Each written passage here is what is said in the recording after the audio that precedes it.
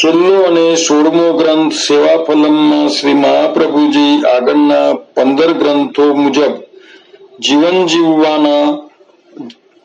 જીવવામાં આવે તો તેનું શું ફળ મળે તે જણાવેલ છે. એક પુષ્ટિ જીવોનું સેવાનું ફળ અલૌકિક સામર્થ્ય છે. બીજું, પુષ્ટિ મર્યાદા જીવોનું સેવાનું ફળ શ્રી પુરુષોત્તમમાં સાયુજ્ય મોક્ષ છે. ત્રીજું, પુષ્ટિ પ્રવાહી જીવોનું સેવાનું ફળ ગોલોકધામમાં પ્રાપ્તિ મળે છે. ત્રીજું ફળ મેળવવામાં 3 પ્રતિબંધ આવે છે. એક ઉદ્વેગ, ચિંતા, બીજું પ્રતિબંધ, ત્રીજું ભોગ. એક ચિંતા પણ 3 પ્રકારના છે: લૌકિક, બીજું વૈદિક અને ત્રીજું અલૌકિક ચિંતા.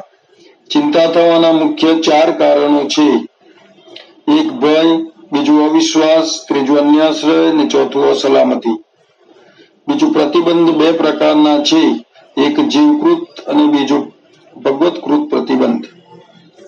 ત્રીજું ભોગ પણ 2 પ્રકારના છે: એક લૌકિક ભોગ અને બીજો અલૌકિક ભોગ. દરેકને લાયકાત પ્રમાણે ફળ મળે છે. જીવકૃત પ્રતિબંધ પ્રયત્નથી દૂર કરી શકાય છે, પરંતુ ભગવત્કૃત પ્રતિબંધ દૂર કરવાનો કોઈ ઉપાય નથી.